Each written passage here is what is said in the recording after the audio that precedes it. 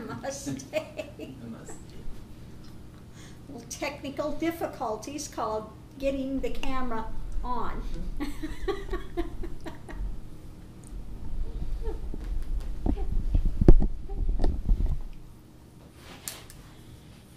So how was meditation this morning? Very good. Very good? Good. We're out in the temple. Oh, you were out in the temple part this morning. Nice. Very good. Oh. So the videos are up online, and I decided to go ahead and let them be public and let them see what they missed. Does not take the place of being here. It's the same as the books do not take the place of having the genuine guru. It's an aid, you know, along the way, but it's not, you know, a substitute for. So we'll just begin with that.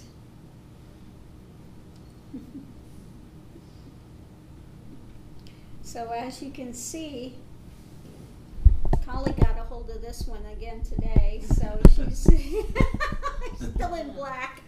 Yeah. Yeah, I was telling Guruji how there was, tried a few things on and then just automatically the hands went to black and there it is. It's like, oh, how'd that happen? Yeah, Kali does that. She gets a hold of you and then that's it.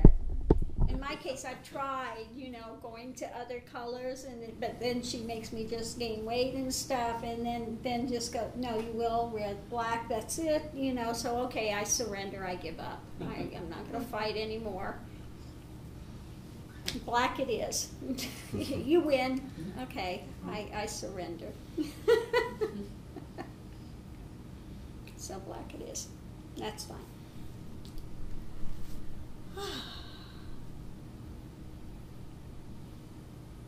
So did we have any questions, anything that came up for topics, questions for satsang that we wanted to get into today? I have a question. Yeah. You have a question? I do have a question. That's good, because if you don't have a question, Nothing's going to happen. nothing usually will come up. It's just, you know, when it's, that's it, when it's still and it's quiet, it doesn't come up, so. Had a question about Seva. And how can people who are not localized here, how can people in the ashram participate effectively in Seva?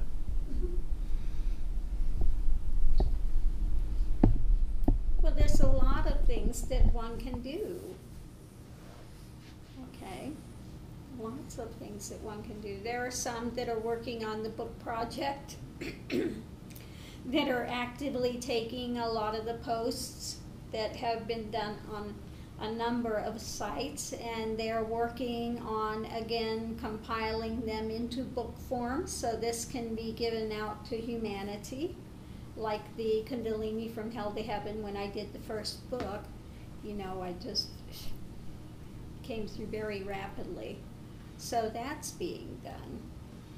And then also, you know, like Noel's doing, is having the meditation groups, and like you're doing, having meditation groups, and he's doing meditation groups out in his community and offering that and allowing that to be.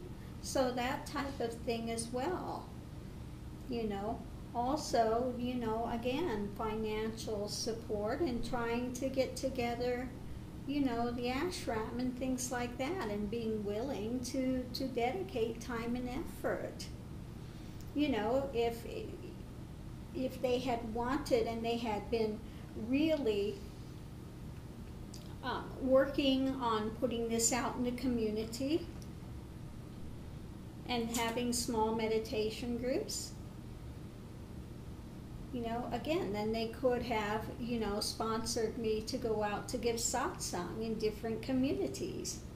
I have done that.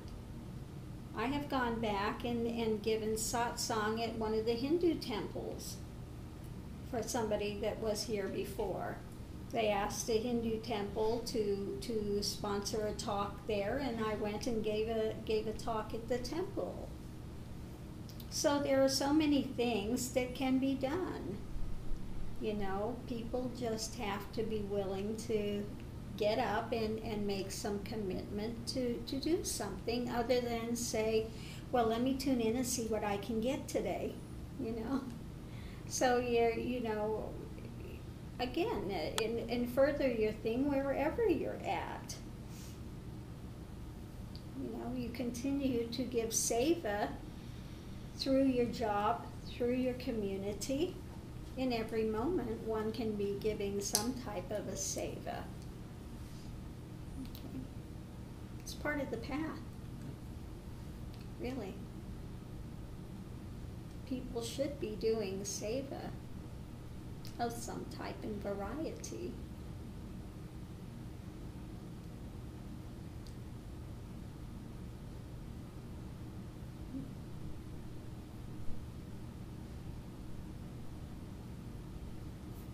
Yes. I'm wondering about, you know, work, and I find it challenging to keep with the practices at work. Mm-hmm. And are there ways that people who are working are able to continue with having that reminder or focus or something? You know, it just seems challenging lately. Challenging lately. Whenever you have a free moment, go into the balanced breath and, you know, relax into it and know that I am. Yeah, put some sort of a visual reminder in front of you of your path. Whether it's a photo of your guru or whether it's any, you know, type of reminder, if it's, I don't care if it's a picture of Buddha or it's, you know, something, or even the word reminder, it doesn't matter what it is, something that can remind you to look up and just do a moment of open eye meditation. It can be as little as that. Just a moment of breathing out, balancing that, and you know, do a few seconds of open eye meditation and center yourself again.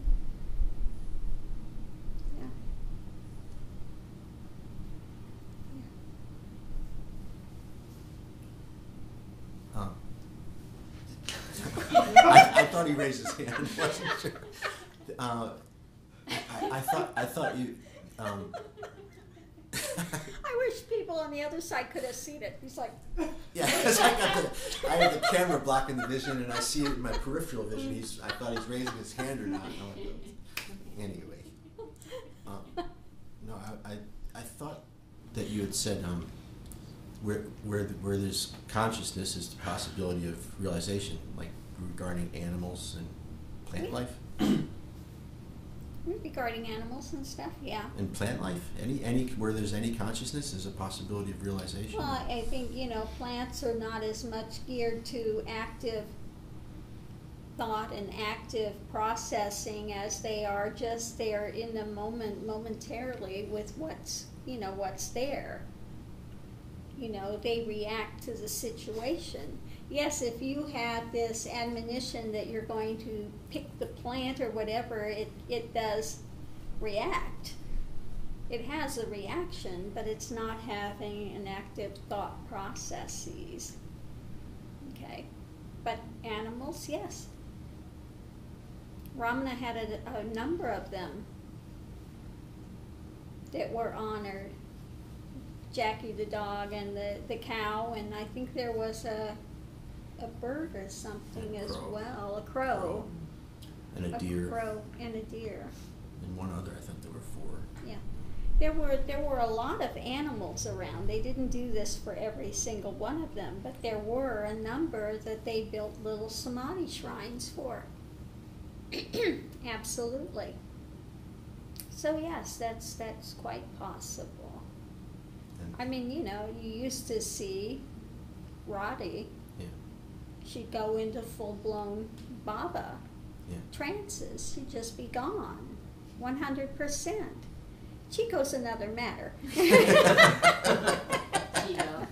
Chico Suave. Yes, he was. Not at the end. Except for at the end. At the end, yes. When he left the body, he was like. Yeah. He just flew. He really left like that. He just like this little smile, and he just like left. Just, yeah, like that. Yeah. So even at that moment, he could have transcended. Yeah. But he didn't have a lot of, where you could see a lot of active process in the midst of it. But yeah, I held him for quite a few hours when he was getting ready to transition out of the body. And he did at the last second. The way he left was amazing. Yeah, so it is absolutely possible that animals can get to realization.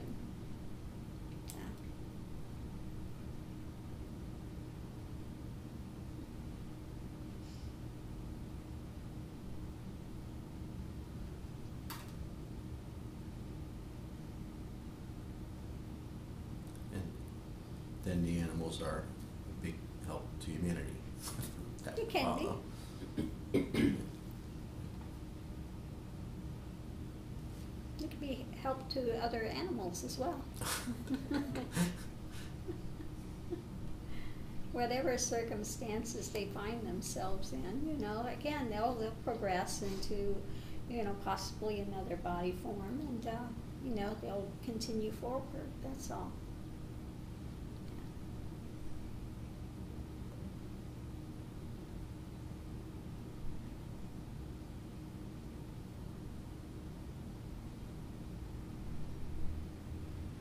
So Guruji, we wanted to make a formal request for regular satsang here in the community, at your convenience, and however that works. We would really be honored to have that here.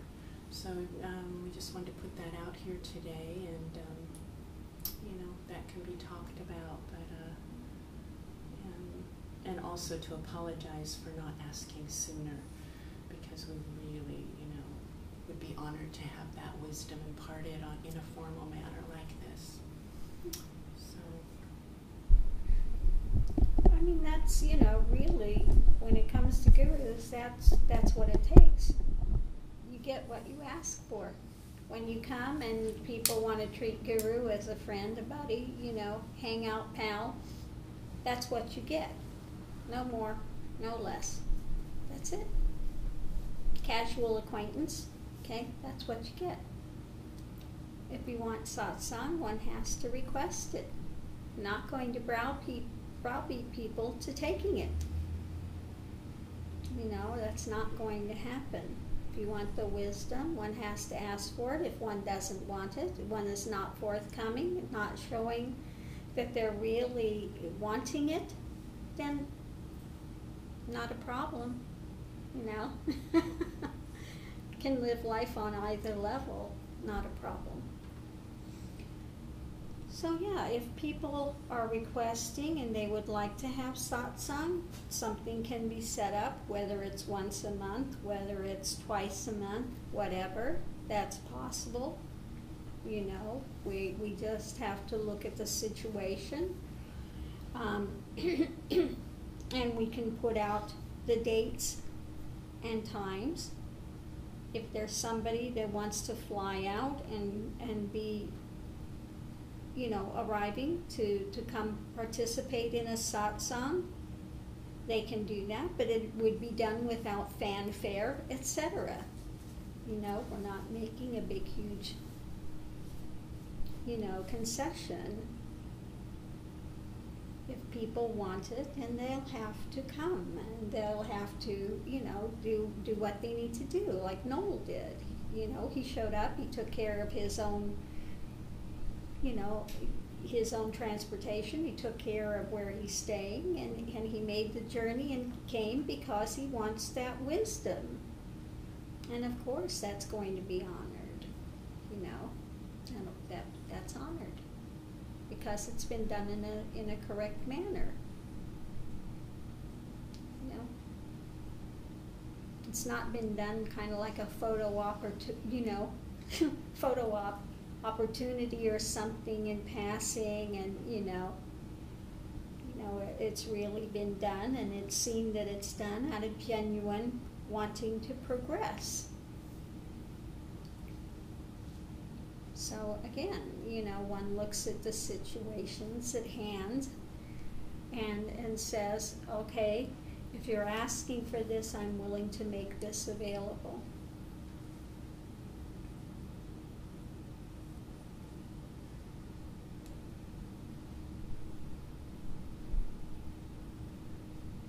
Thank you. You're welcome.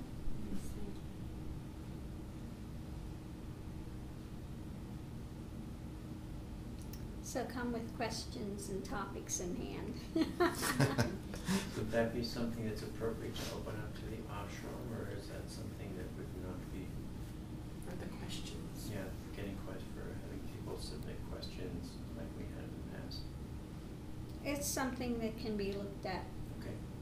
Again, I don't want this to be the same route as it has been. And that just opens it up for abuse again. You know, if people had been being genuine with stuff, we could have opened satsang to possibly live streaming or something. But I'm not going to do that when people show that they're really not interested to be here. That when they come, that it's been disrespectful. They haven't come in quietude. It's been asked for them to be in quietude, and they blow it off and want to act like party land. So no, that's not going to be, you know, that's why it's been withdrawn.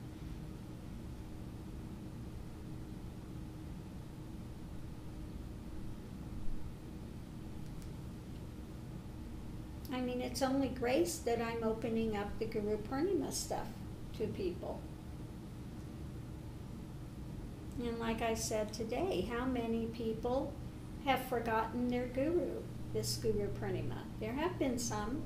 And how many have heard something they didn't like and decided they're going to thumb their nose at them? There have been some of those too. And they know who they are. You know, they're not pulling the wool over my eyes. We sent a very strong message. Well, here's the message being sent back. You're playing with fire. You know, if you want to be here, then be here. Be here honestly and genuinely, and don't throw petty tantrums. Because I am not, you know, I don't think it's cute. I'm not going to deal with people that want to act out in that type of manner. Just not. So either people want to be here or they don't want to be here. And it's their choice, either way. You know, nobody's chained to be here. You know, and I'm not begging people, you know, to come. That's that. But neither is, you know, as a guru, should you have to have basically a slap in the face. And I'm going to censure you because I heard something I didn't like, you know, I got told no for something, and so now I'm going to act out. You really want to do that? You really think that's a good methodology to do? Okay. You can take your donation and go down the road. I don't need it. Okay? Truth of it.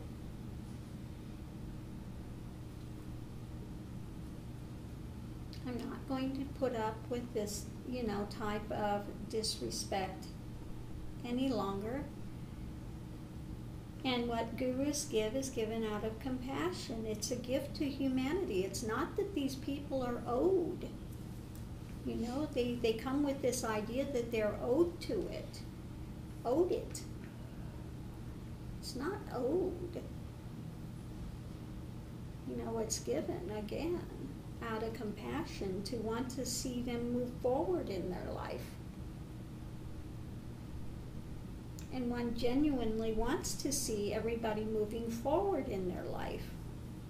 But if they're going to do something that's very counterproductive, you know, like I say, don't bite the hand that feeds you. They're being fed here. They're being given what can bring them to liberation.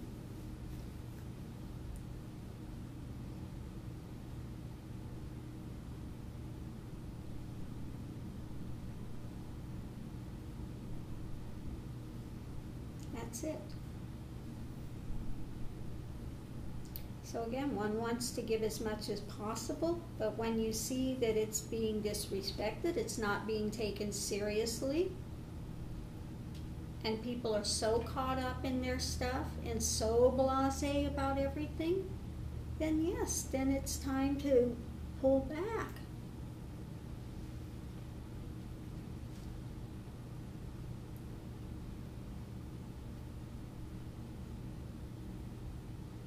That's all.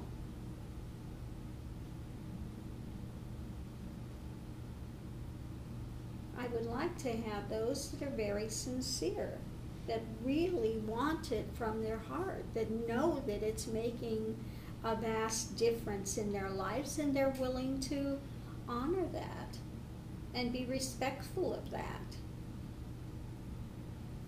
And not just come and dictate times that they're coming and dictate, you know, I want X amount of days, I want X amount of time, you know, I'm coming, and, you know.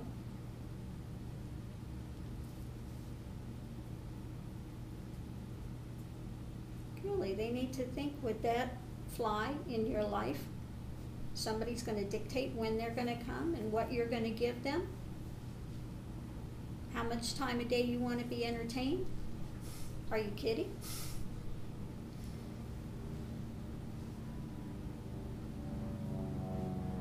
So again, you know, things need to be done in a respectful manner. And that's what's being said here.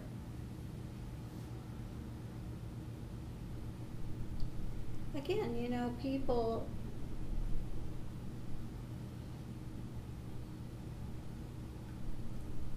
just look online. There's one guy, and he's giving for Guru Purnima, big light body thing up in Shasta, for 3 days, $2,500. And it's absolutely filled.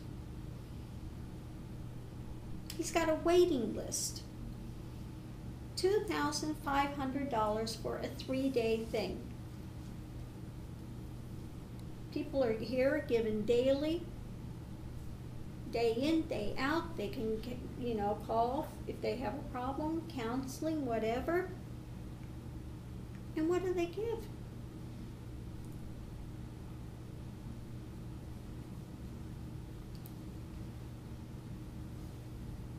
$15 a month, $50 a month, $100 a month.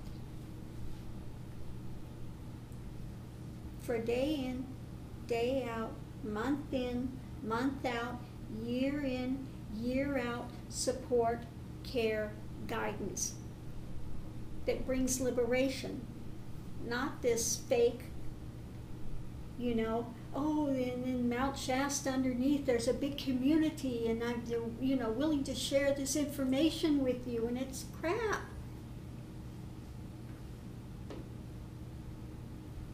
You know, I'm not playing that with people. We're not here to play those games. We're not here to take food off of people's table. We're saying respect what's given. For God's sakes, are you saying that this wisdom is worth less than a night out on the town once a month? What you'd spend without hesitation for a night on the town? And Guru Purnima comes up, and maybe you'll give another, you know, 10% on top of that, 20% on top of that, for putting a path together for you, for mankind. That's what it's worth. We live in the richest country on the planet.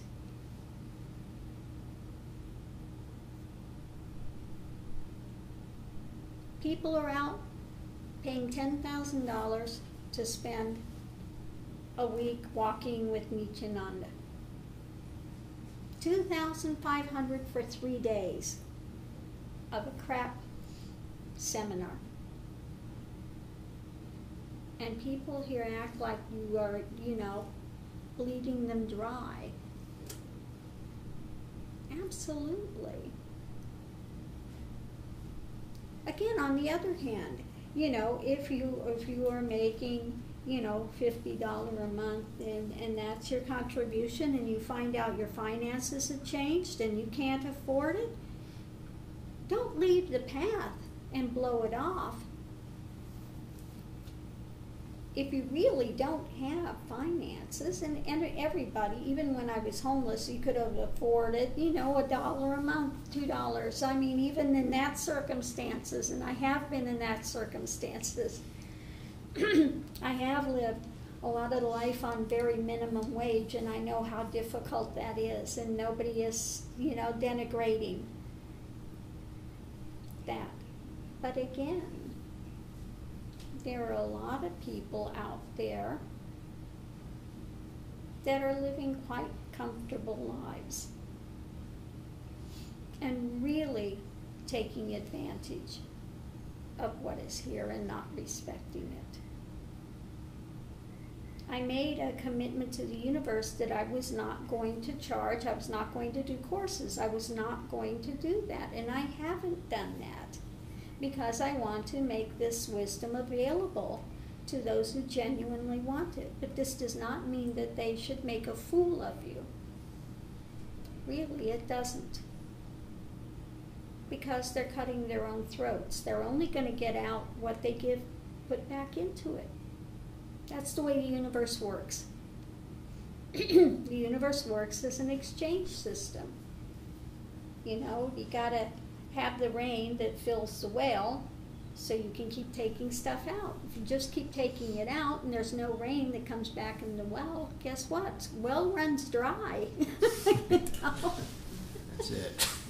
The well runs dry. You can't keep taking resources out if you're not willing to put back in. There has to be some exchange in place. And that's what we're saying. There has to be some exchange. And again, I don't have the resources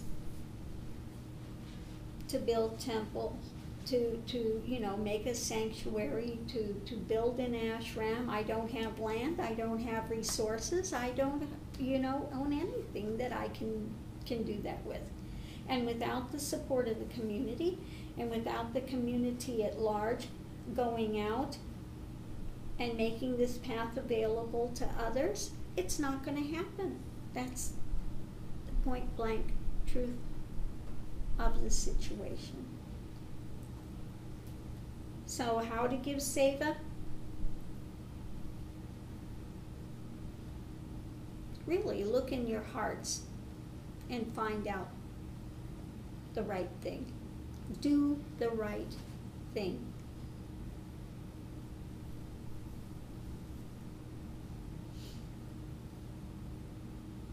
That's all. Don't be selfish on the path where your only concern is for you and what you got and what you're going to get and how cheaply you can manage to get it.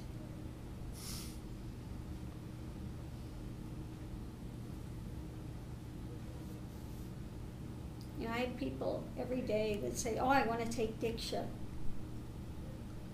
And then they're sent the thing, the requirements, and just the starting ones. You never hear another word from them. Oh my God, no, I have to post a photo. Oh my God, I have to give an introduction. Oh my God, that's too much, I can't. I can't deal with this, no. I want to be your devotee. I want to, when it comes to that, we'll answer a few questions about, oh, no. It's like, I don't know. I think they're used to, these gurus and things that they just accept whatever, and they don't really work with people. I think they're not used to a real guru, a genuine guru, traditional. I think that they just, they don't have that cognition that it is a one-to-one. And it does require that one do more than sit back and collect dikshas and blessings.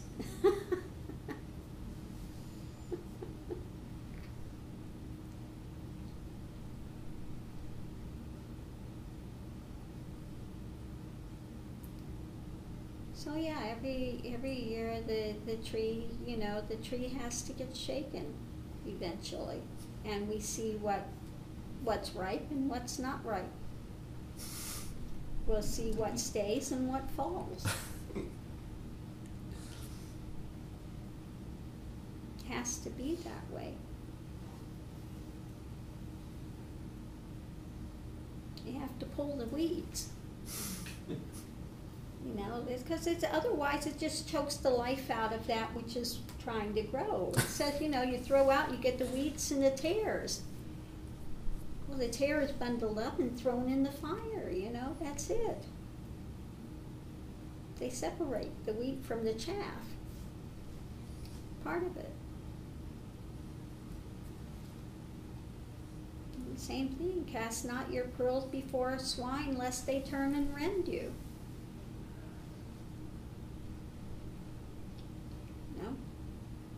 So again, it's part of the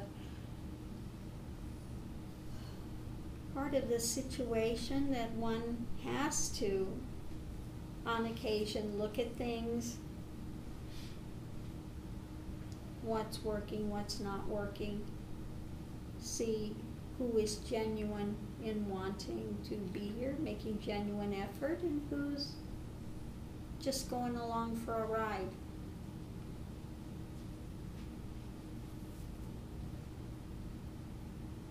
That's it.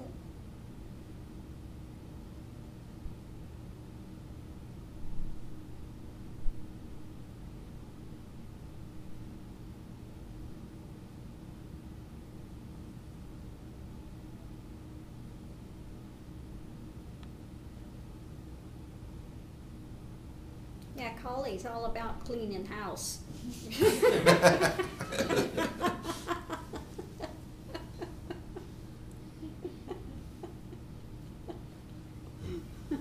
Probably cleaning out the questions, that's the thing. It cleans out, and everybody can't come up with questions. That's the big problem. That's the problem. That's why the people, when they come, they need to have their questions written out, because in the middle of satsang, when that energy starts going, it's like, boom, gone, everything's gone, and people go into that stillness, That's part of the advantage of being here for satsang. One goes into that still mind. That's part of being around genuine gurus versus the fakes. In the fakes, you go there and your mind is spinning on, all this drama and what can I do and how can I put this, and, if you come here, and the longer you're here, the more the mind just quiets, it stills. A few of us have come from the large organizations, from Siddha Yoga and TM, so we see the difference, I believe. I know I do. Have you seen a difference? Oh, the confusion, the confusion. Yeah. Would you like to tell a bit about what the difference is that you've experienced? Well, don't put it on him yet. It's gotta see. He may not want to do that. The difference is like night and day. Okay, he's willing to talk. Okay. No, it's night and day. It's also different involvement experience. The ability here to become involved, and to be part of a living organization that's vibrant and dynamic, and to be intimately, be able to be intimately involved with that sets the energy in a different way than in that kind of an organization where there are so many people. You kind of wonder, well, what's where you can't even get a, you're just still centered in your own little world of me-dom. Yeah. It's still all me, I. Here, with where it is now, there's an ability to just sit and, as you're saying, especially here, the mind's getting to still. That didn't happen.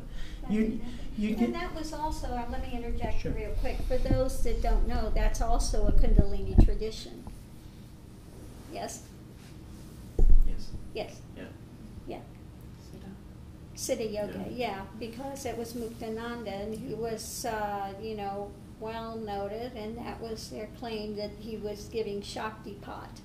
And so I've never been around him. I can't say what his efficacy is in that. But it's good to hear from somebody that's been in the tradition and can speak to the differences of that. So I'll let you go ahead and continue with that. I don't know what else I can say other than there's a line where you feel that what is real, what is really working, what is really effective, what really makes a difference, this path makes a difference, this path is effective, this path is working. There, and I think you even brought it up before, as the organization gets bigger and bigger, everything gets diluted. So if you really want that knowledge, if you really want to move forward, there's almost nothing to grasp onto to help you do that, because everything has been so diluted. I mean, it's really nice spending 3 or 4 days doing bhajans or doing chants or being in meditation, but the real teachings don't come through in such a powerful, point-blank way that they do here. It just doesn't happen. I don't know how it can happen. There's too many people. Yeah, and this is the problem, I see some gurus in India trying to awaken thousands of people's Kundalini. I shudder when I see it, because Kundalini is, traditionally, it says, do not open it without a guru. And a guru then means one-to-one interaction. That's the way it has to be.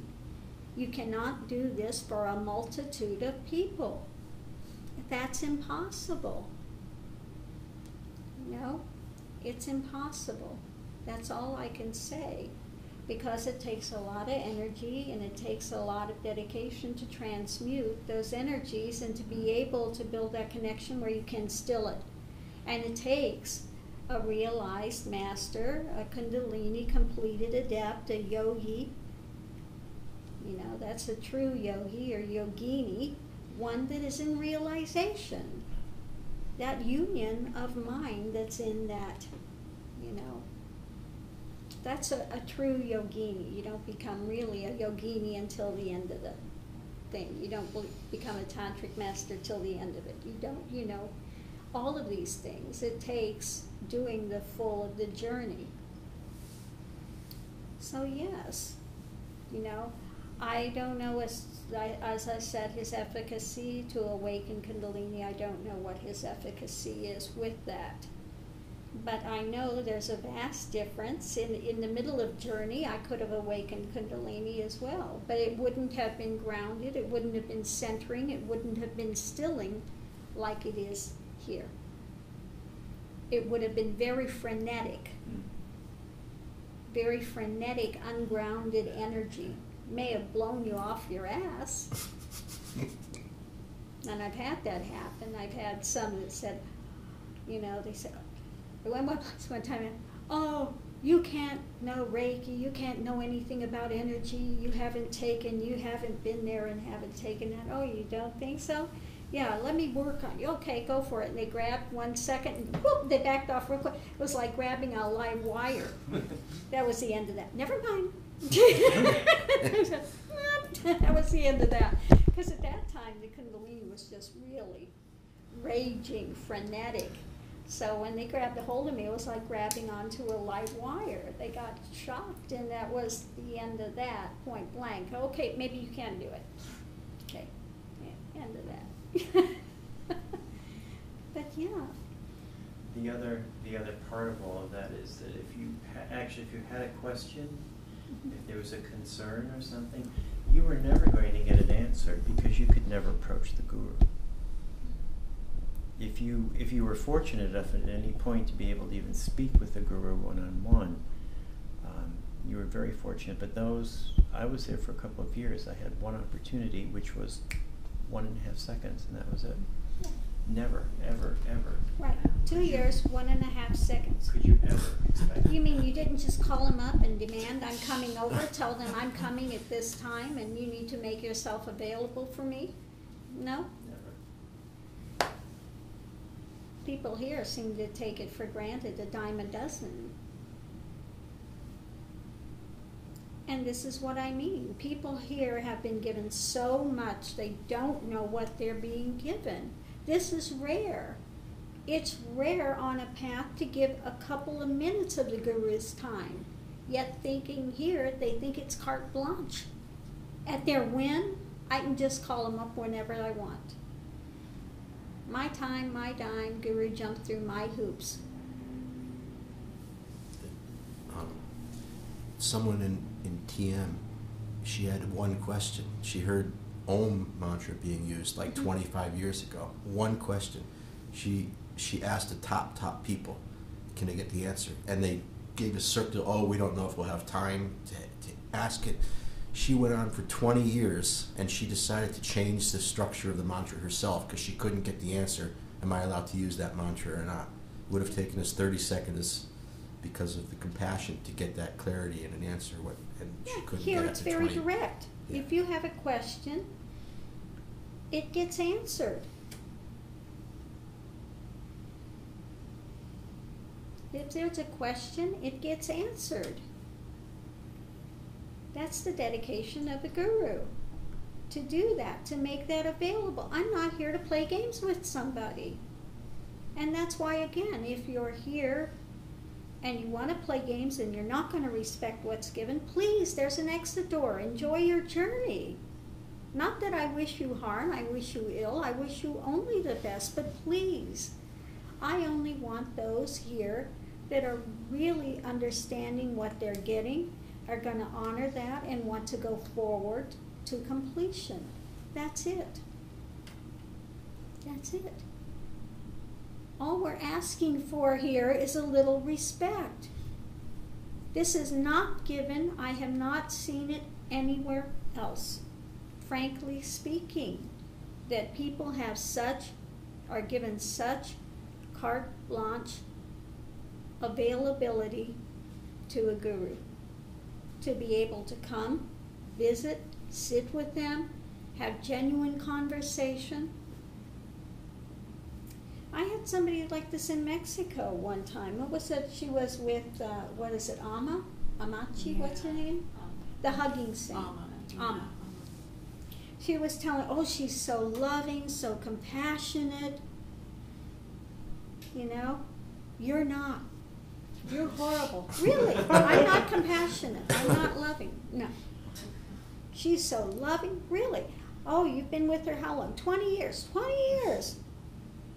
And how long? You've been 20 years in the organization. She's one that helps them up on stage to come up to Amma.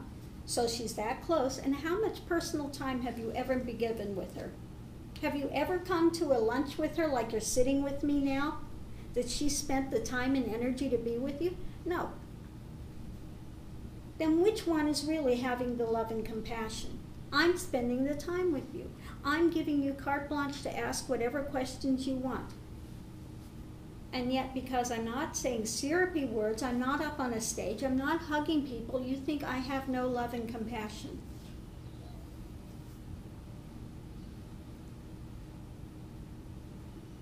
And this is what one gets on a daily basis. People don't understand that it's love and compassion to make yourself available in such an easy manner, to open it up on the internet, to put all of the videos up on internet without saying, well, if you want you to find out what's here, you have to come to a 3-day seminar for $5,000. I could be doing that.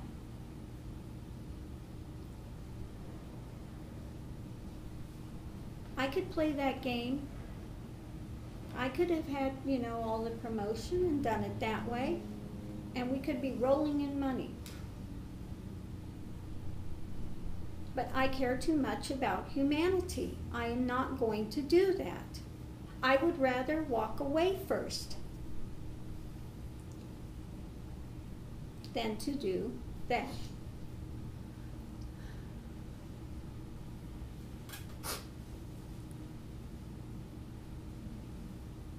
So yes, I continue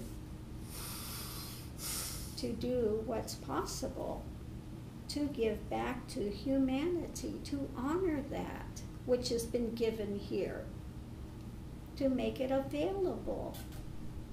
It would be easier to be a yogi and living up in the cave. Honestly, frankly speaking.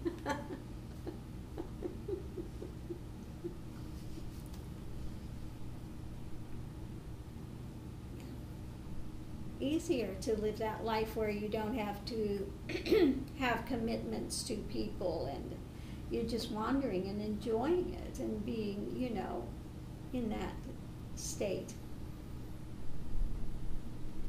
Because it's very difficult working with people every day. You're dealing with their emotional upheaval and all their confusion and all their drama. And you have to stay at a level where you can communicate with them. Okay? That again comes out of compassion. I have to stay at a level. That's why I watch so much TV and why I'm not sitting in meditation all the time. So I have to stay in a level I can communicate with those in the dualistic realm. Okay? Otherwise it'll be so,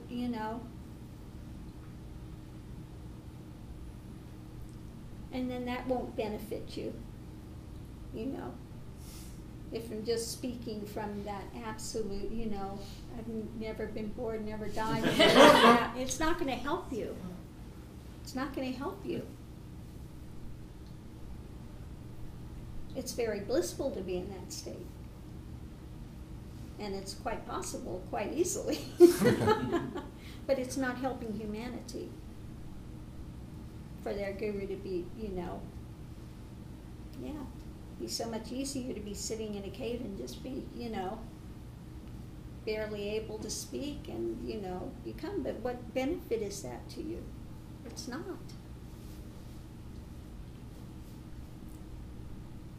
No.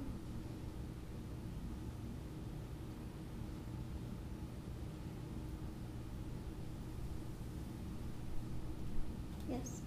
What I've noticed too, I've been on other paths per se, but just having that living guru is what starting to sink in for me is that you're able to move with the needs of the time.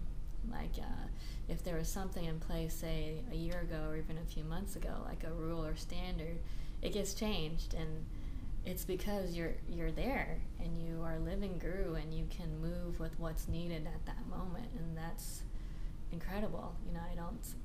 Because I can have that close contact with you, you were able to address some things with me regarding like past childhood abuse and whatnot. And had I not had that living guru who knew me personally and could see where my conditionings were at, I'd be off and running, just back to the same old stuff. And I just wanted to share that with people, that's just an amazing, incredible benefit to have a living guru who knows you. It's an important thing. It's an important thing to have that.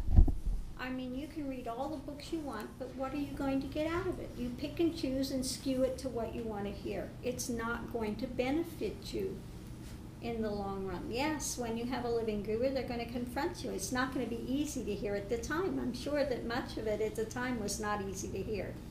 And it took a long time to build up enough trust that you could come forward and share some deeper things that had taken place before that were able at that time to be addressed.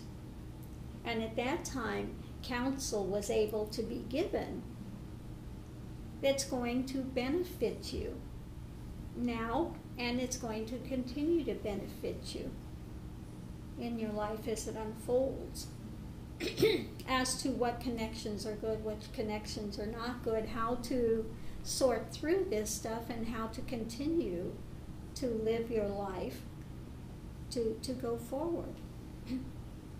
That's the benefit of having a living guru that you can come to. It's easy to have a dead guru. It's easy to have a guru that's in a huge tradition that doesn't know you, because you'll never be confronted. But then again, you'll never really grow. You don't have that opportunity for cut to the quick growth. And to hear, that's a very sad thing. One just develops a bigger storyline, a bigger fantasy, a bigger,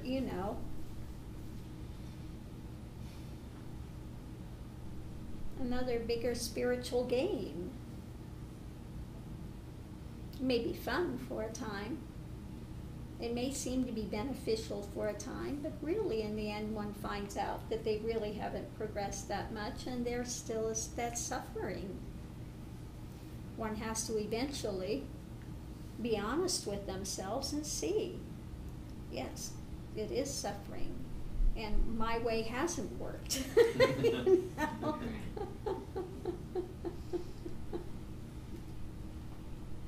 So maybe I will give this a try, and I'll find out that it's difficult at first to put it into motion. I'm not going to say it's easy to make these types of large changes in the life. But when one does, they find out it's freeing. And it gets rid of some of that suffering. It can alleviate it. It can transcend. One can transcend beyond that. But one has to, again, like I said, you have to be honest. Point blank honest in order to get the best you can get from your guru.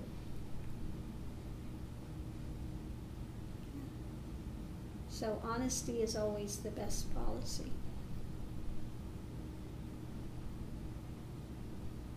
Yeah. Again, that's part of the journey of coming to know yourself. One has to be honest with themselves and not try to be in denial or not try to be in justification or any of those things. Those don't work.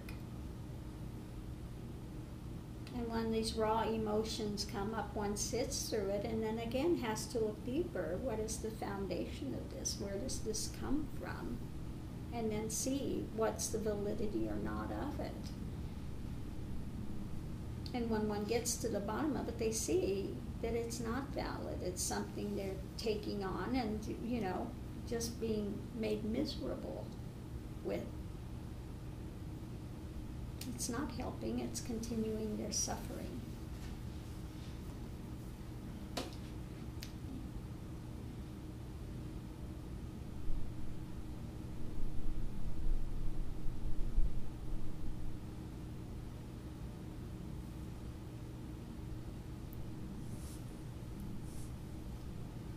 Yes.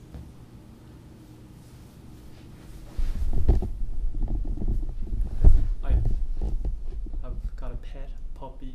Yes. And just wondering, when I got her, there was mind play. It was like I could have seen she was like seeing her as an obstacle, like to the spiritual path. I was wondering,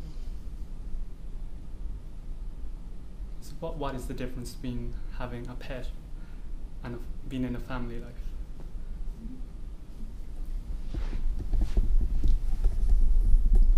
Yeah, both of them take a lot of dedicated effort.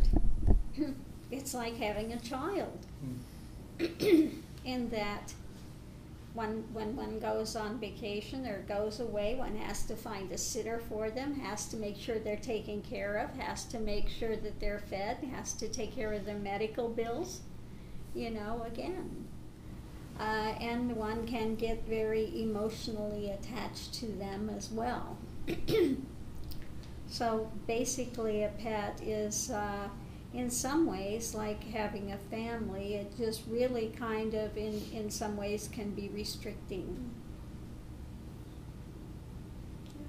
Because you always have to think first, they have to be taken care of, Yeah. That's all. They can be a great sense of comfort, though. They can be a lot of fun. They each have their own disposition, their own persona, own personality. Again. But it is something that does take dedication, and one has to, be responsible with, and give them the best life you can give them, the same as you would give your children the best life you could give them. Give them the best start, the best, Here it's like I'm after giving up all my friends. And basically, I'm kind of on my own, doing the path. That is the reason why I got a puppy. Like, I have that. Yeah. They can be a great companion. But again, if you have a puppy, like I have Raj. I've always had, animals. I had Miss Roddy before that, and Chico, and again, one has to be responsible. I don't know if I would ever get another pet, because it does constrict your time, and if somebody wants me to fly somewhere and do something, I always have to make sure that they're all taken care of, and so again, it does put limits on your time and energy in a lot of ways. When you get up in the morning, the first thing that happens, they have to be taken care of first. Before anything happens for you, they have to be taken out, have to be fed, have to make sure that everything is done, and then your day begins. So if one is willing to put in that time and energy to that, there's nothing wrong with it. Again, they can be a great companion on the way. They can benefit also spiritually, and you'll find out if you're doing meditation, a lot of times they really want to be close. Like Raj won't leave my lap. He's just like on me all the time, and just sits there like behind me, just like, out of it. So it can be a benefit to them. It can move them also along spiritually. It can benefit them, but again, it takes the time, and one has to dedicate to that. So one just weighs it out. No right or wrong answer in it. Whether to have a pet is a good thing on the path or whether not. Yeah. One just has to weigh out the options of it.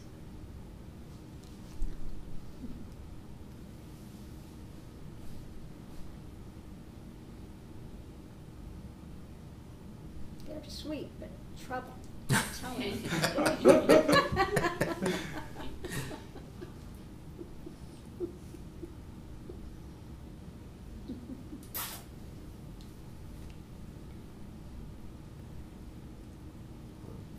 This is unbelievable to have this small Guru Purnima like this.